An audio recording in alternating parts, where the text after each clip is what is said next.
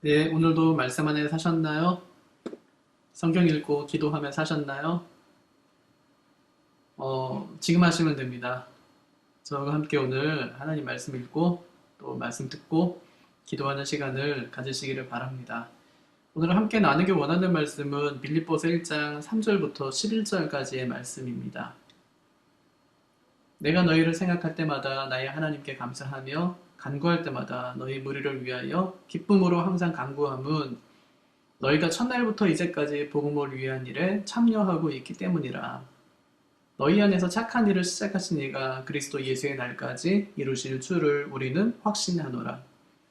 내가 너희 무리를 위하여 이와 같이 생각하는 것이 마땅하니 이는 너희가 내 마음에 있음이며 나의 매임과 복음을 변명함과 확정함에 너희가 다 나와 함께 은혜에 참여한 자가 됨이라.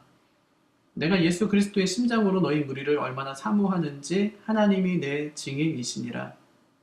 내가 기도하노라. 너희 사랑은 지식과 모든 총명으로 점점 더 풍성하게 하사 너희로 지극히 선한 것을 분별하며 또 진실하여 허물이 없이 그리스도의 날까지 이르고 예수 그리스도로 말미암아 의의 열매가 가득하여 하나님의 영광과 찬송이 되기를 원하노라.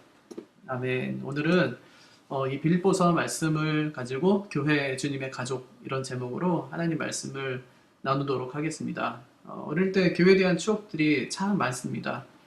친구들과 어울려서 교회 담벼락을 뛰어다녔던 일, 또 숨바꼭질을 한다고 강대상 속에 숨었던 일, 교회 마당에서 야구하다가 교회 창문을 깨뜨렸던 일, 은혜 받은 거 별로 생각이 안 나고 놀면서 사고 친 것만 생각이 참 많이 납니다. 그때 관리기사님 아들이 제 친구였습니다. 이름이 김병철인데 40년 만에 우연히 연락이 됐습니다.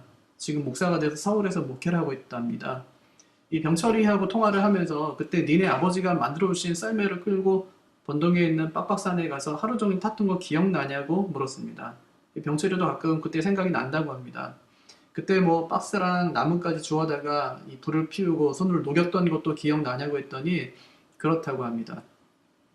참 어릴 때 교회에서 만난 친구는 잊혀지질 않습니다. 함께 예배 드렸던 기억도 있지만 함께 놀았던 기억도 참 많습니다. 아마 어려서 교회를 다닌 분들은 이런 추억들이 있으실 겁니다. 그리고 마음에 꼭 생각나는 교회가 있습니다. 지금 그 교회는 어떻게 됐을까 하는 그리운 교회들이 있습니다. 바울에게 아마 이 빌립보 교회가 그런 교회였던 것 같습니다. 빌립보 교회는 바울이 가장 사랑하는 교회였습니다. 바울은 빌립보 교회 성도들에게 예수 그리스도의 심장으로 사모한다고 합니다. 그들을 나의 사랑, 나의 기쁨, 나의 면류관이라고 부릅니다.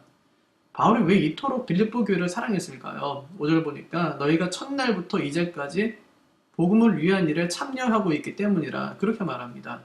빌립보 교회가 처음부터 지금까지 복음을 전하는 일에 꾸준히 협력해 왔기 때문에 그렇습니다. 이 살다 보면 꾸준함이라는 건 참 중요한 것 같습니다. 또 중요한 만큼 참 어려운 일인 것 같습니다.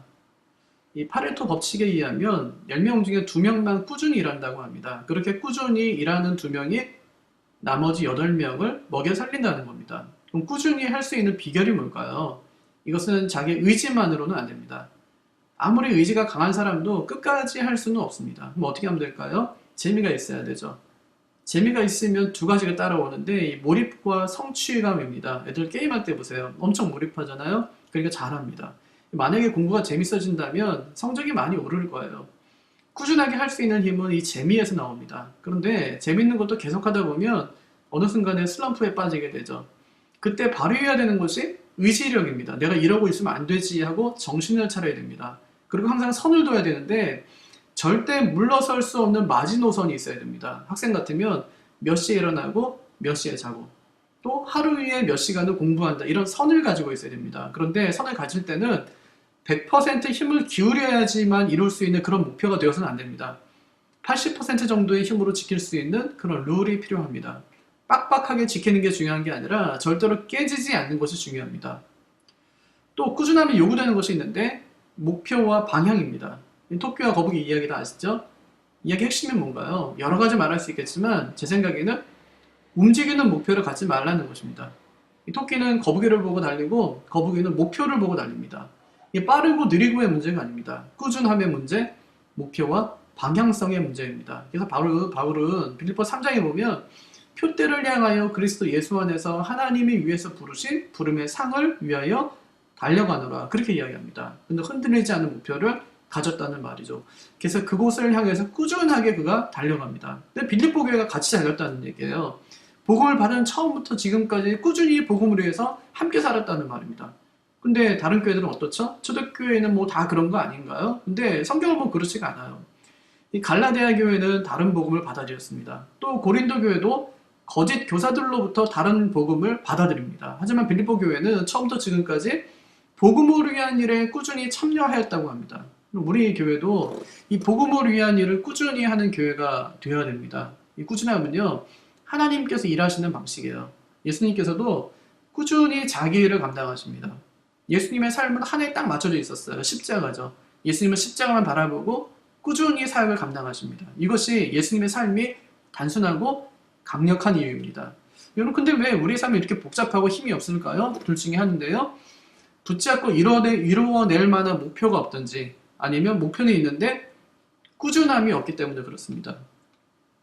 왜 많이 말하는 1만 시간의 법칙 같은 거 있잖아요. 뭐 한 가지 일에 1만 시간을 투자하면 전문가가 된다. 그런 이론인데 한때는 타이거 우즈가 골프의 제왕이었습니다. 왜 이렇게 잘할까? 타고났나 했더니 그것이 아니라 연습벌레입니다. 골프를 치다가 안 되면 될 때까지 뭐 3만 번의 스윙을 한다고 합니다. 같은 스윙을 하는 거죠.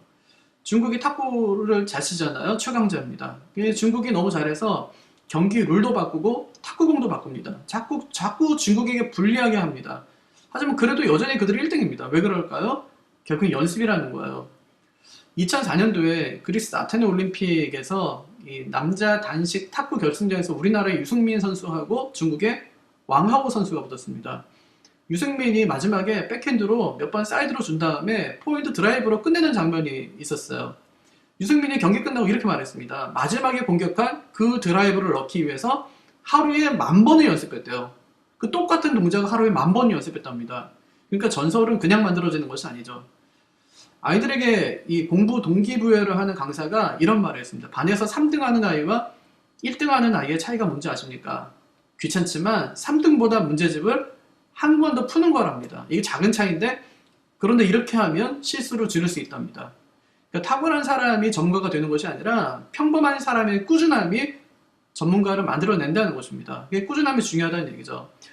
꾸준히 하는 사람은 자기가 이루고자 하는 일을 이룰 수 있습니다. 그러면 신앙생활 마찬가지인데요. 신앙생활은요, 매일 새로운 걸 하는 게 아니라 매일 똑같은 거 하는 거예요. 매일 말씀 읽고 기도하고 큐티하고 전도하고 이렇게 사는 겁니다. 매일 그렇게 사는 사람이 열매를 맺어가는 거죠. 신앙생활 잘하는 사람 보세요. 꾸준하죠, 그렇죠? 어제는 했다가 오늘 안 했다가 하지 않습니다. 어제 한 것을 오늘 똑같이 하는 거죠. 여러분, 그게 꾸준함입니다. 그거 잘하려면 어떻게 해야 된다고요? 재미가 있어야 돼요. 근데 하다가 중간에 재미가 없어지면 그때 필요한 것이 의지력이라는 것이죠. 하루에 뭐 성경 10장을 읽는다. 뭐 기도는 30분 이상을 한다. 이런 것이죠. 다시 한번 마음을 새롭게 먹는 것입니다. 그리고 꼭 해야 되는 목록들을 정리하는 거죠. 우리 집에 있는 애들도 매일 해야 되는 일과가 있어요. 아침에 일어나면 알림장에 그것부터 쓰는 거예요. 매일 정해진 강의 몇 개를 듣고 책 몇 권을 읽고 심부름 몇 개를 하고 또 운동을 얼마나 하고 이런 것들을 매일 똑같이 적어놓고 매일 똑같이 하는 거예요. 이렇게 정해놓으면 자기도 편합니다. 매일 할 일이 정해져 있다는 것이 얼마나 이게 좋은 일인지 몰라요. 직장생활 하면 참 답답하죠. 매인 것 같고 묶인 것 같고. 그런데 그것이 삶의 안정감을 주는 것입니다. 근데 혼자 여러분 이게 꾸준하게 하는 건 쉽지 않잖아요. 우리 코로나 때 보니까 쉽지 않잖아요. 혼자서 뭐 공부해야 된다. 혼자서 집에서 뭐 일해야 된다. 이거 쉽지 않잖아요. 근데 꾸준히 하려면 함께하는 사람들이 있어야 됩니다. 팀으로 해야 되는 거죠. 예수님은 사역을 시작하면서 가장 먼저 팀을 꾸리세요. 주님은 제자를 부르셨고 제자들은 마치 이 자력에 이끌리듯이 예수님과 함께 동역을 했습니다. 혼자 하면 꾸준히 할 수가 없어요. 하지만 함께 하면 즐겁게 할 수 있습니다. 빌립보 교회는 이 바울과 함께 은혜에 참여한 교회였습니다. 7절을 보시면 내가 너희 무리를 위하여 이와 같이 생각하는 것이 마땅하니 이는 너희가 내 마음에 있음이며 나의 매임과 복음을 변명함과 확정함에 너희가 다 나와 함께 은혜에 참여한 자가 됨이라 그렇게 말씀합니다. 여기서 은혜에 참여했다는 말은 뭐 좋은 일에 참여했다는 얘기가 아니라 바울의 괴로움에 동참했다는 뜻입니다. 그들이 어려움을 무릅쓰고 바울의 사역에 동참했다는 것입니다. 당시 교회들 보세요. 요즘에 뭐 새벽마다 우리 고린도후서 계속 묵상하고 있는데 당시 교회들 전부 재정적인 어려움을 겪었습니다. 왜냐하면 당시 로마 사회는 길드라는 조합을 중심으로 경제 활동을 했기 때문에 그렇습니다. 길드는 요즘식으로 하면 자기 업종을 보호하는 어떤 협회와도 같은 거예요. 예를 들면 음식협회, 무슨 미용협회, 부동산 중개인 협회 이런 것들입니다. 당연히 뭐 이 길드는 권력과 줄이 연결되어 있는 거죠. 그래서 정치인들은 길드로부터 이 돈을 받고 자금을 정치 자금을 조달받고 정치인은 길드를 보호해주는 그런 식이었습니다. 당시에는 길드에 가입하지 않으면 물건을 사고 파는 것도 안 되는 거예요. 그런데 길드의 가입 조건이 뭐냐면 가이사는 우리의 주님이십니다 하는 고백이 있어야 가입이 가능합니다. 또 물건을 사고 팔 때도 가이사는 주님이십니다 하는 인사를 해야 그래서 물건을 사고 팔 수 있습니다. 그래서 많은 그리스도인들이 길드에 가입하지 않았습니다. 길드에 가입하지 않으니 어떻게 경제생활을 할 수 있겠습니까? 그래서 성도는 자연히 가난해졌고 교회도 어려울 수밖에 없었습니다. 그런데 빌립보 교회는 그 어려운 중에도 풍성한 연보로 바울의 사역을 돕습니다. 바울이 그 연보를 받고 너희 외에는 이렇게 도운 교회가 없다며 고마운 표시합니다. 뿐만 아니라 빌립보 교회는 후원금만 보내는 게 아니라 바울의 재판을 계속해서 돕습니다. 바울이 선동죄로 붙들렸거든요. 그 도우면은 이제 같이 당하는 거예요. 분명히 자신들에게도 어려움 당할 줄 알면서도 그들이 바울을 돕습니다. 바울은 그게 고마웠던 거예요. 그래서 감옥에 갇혀 있으면서도 내가 너희를 얼마나 사랑하는지 모른다고 고백하고 주님이 다시 오실 때까지 온전하고 거룩하고 구비하며 의의 열매가 풍성하고 하나님의 영광과 찬송이 되는 아름다운 교회가 되게 해달라고 그들을 위해서 하나님께 기도합니다. 바울처럼 유능한 전도자도 혼자 일할 수가 없어요. 그에게는 브리스길라와 아굴라와 같은 동역자가 있었고 빌립보 교회와 같은 함께하는 교회들이 있었습니다. 그래서 오늘 말씀의 제목처럼 교회는 주님의 가족이에요. 교회는 원팀입니다. 교회는 한 몸입니다. 우리 교회도 이런 하나가 됨을 잘 이루어갔으면 좋겠습니다. 이혜령 선생이 쓴 딸에게 보내는 굿나잇 키스라는 이 책이 있습니다. 그는 우리 시대의 대표적인 지성 아닙니까? 근데 한때 일에만 정신이 팔린 아버지였다고 합니다. 그래서 어린 딸이 잠자리를 들을 때 그 흔한 굿나잇 키스조차 건네지 않았다고 합니다. 세월이 흘렀어요. 암에 걸린 딸이 아버지보다 일찍 세상을 떠나게 되었습니다. 홀로 남은 아버지는 지난 날을 자책하면서 딸에게 우편번호 없는 편지를 보내는 거예요. 그 편지가 바로 이 책입니다. 근데 이 책에서 이런 후회합니다. 딱 한 번이라도 좋다. 낡은 비디오 테이프를 되감듯이 그때의 옛날로 돌아가자. 나는 펜을 내려놓고 일담한 책장을 덮고 두 팔을 활짝 편다. 너는 달려와 내 가슴에 안긴다. 내 키만큼 천장에 다다를 만큼 널 높이 들어 올리고 졸음이 온 너의 눈, 상기된 너의 뺨 위에 굿나잇 키스를 하는 거다. 그는 뒤늦은 후회를 합니다. 분주하게 사는 게 뭐라고, 책을 쓰고 글을 읽는 게 뭐라고 뒤늦은 후회를 하는 거예요. 그는 동시대 많은 사람들에게 고언을 들려주느라 가족이 겪어야 했을 고통은 헤아리지 못했습니다. 이렇게 분주하게 살다가 먼저 떠나보내고 나면 후회하는 것이 가족입니다. 여러분, 가족은요 기다려주지 않습니다. 지금 같은 공간 안에 있을 때, 한 몸으로 있을 때 그때 사랑해 주어야 하는 것입니다. 여러분, 교회도 마찬가지입니다. 지금 우리 교회가 한 가족으로 있을 때 더 사랑하고 더 위로해주고 더 격려해 주어야 합니다.